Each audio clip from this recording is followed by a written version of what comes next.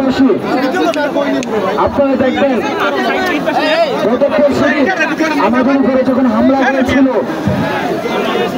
বা গত 2 দিন ধরে যারা এই হামলার পক্ষে কথা বলছেন, যারা খুনিদের পক্ষে কথা বলছেন, আওয়ামী লীগের ডেড লিস্টে কিন্তু তারা নাই।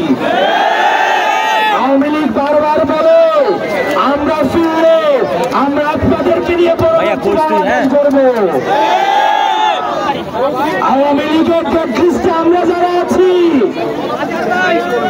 আমরা স্পষ্ট ভাষায় বলতে চাই, আওয়ামী লীগের সাথে আপনাদের ব্যবসাপাতি ছিল, আপনাদের ব্যাকডোর ডিপ্লোমেসি ছিল, আপনারা একই সাথে ব্যবসা পরিচালনা করতেন, আপনাদের আত্মীয়তার সম্পর্ক ছিল। আওয়ামী লীগের মন্ত্রী আপনার মেয়ের জামাই, কারু মেয়ের জামাই, কারু শালা, কিন্তু আওয়ামী লীগের সাথে আওয়ামী লীগের পুনর্বাসন আমাদের মৃত্যু পরোয়ানা নিয়ে আসে। সুতরাং আপনি যেভাবে সুশীলতা দেখাতে পারেন, আমি আস্তাদ আব্দুল্লাহ আওয়ামী লীগের সাথে সুশীলতা দেখাবো না।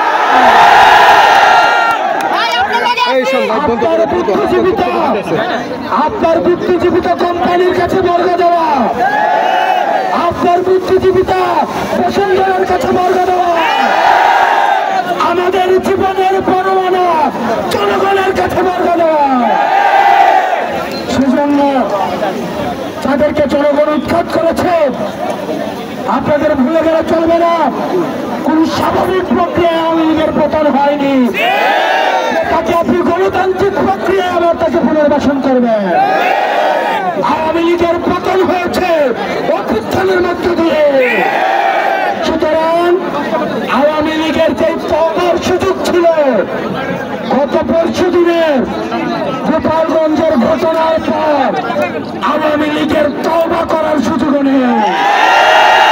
মনে রাখতে হবে, কিয়ামত হয়ে যাওয়ার পরে তওবার কোন কাজে লাগে না। সেজন্য আওয়ামী লীগকে ভয়ের সুযোগ দেওয়া হয়েছিল। আওয়ামী লীগ এখনো পর্যন্ত গোপালগঞ্জের ঘটনা ছিল স্পষ্ট বার্তা। 4 কোটি মা-বোন আপনাদের স্পষ্ট বার্তা দিয়েছে, আওয়ামী লীগ যত কোনোভাবে ফিরে এই 4 কোটি মা-বোনের সন্তানদের পরিণতি কি হবে সেটি আপনারা গোপালগঞ্জে দেখেছেন। আপনারা যারা বুদ্ধিজীবিতা করেন, বিকৃত বুদ্ধিজীবিতা যারা করেন, 5 আগস্ট থেকে শুরু করে আমরা অনেকটাই দেখেছি ফেসিবাদের বিপক্ষে তাদের লড়াই ছিল, তাদের লড়াই আছে, আমরা আপনাদেরকে সাধুবাদ জানাই।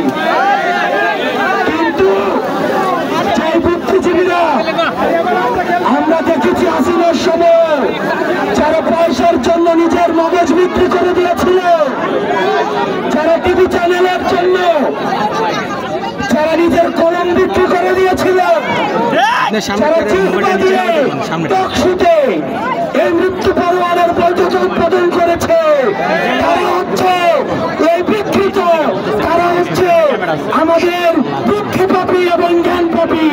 এই জ্ঞানপাপীদের দিয়ে পরবর্তী বাংলাদেশ বিনির্মাণ সম্ভব নয়। সেজন্য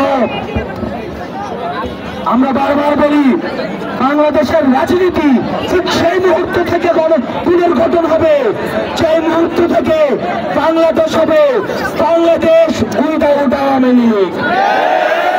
ঠিক সেই মুহূর্ত থেকে বাংলাদেশের রাজনীতি, বাংলাদেশের অর্থনীতি, বাংলাদেশের বিকাশ, বাংলাদেশের উন্নয়ন এবং প্রসারণ সেই মুহূর্ত থেকে ঘটবে। আমরা বাংলাদেশ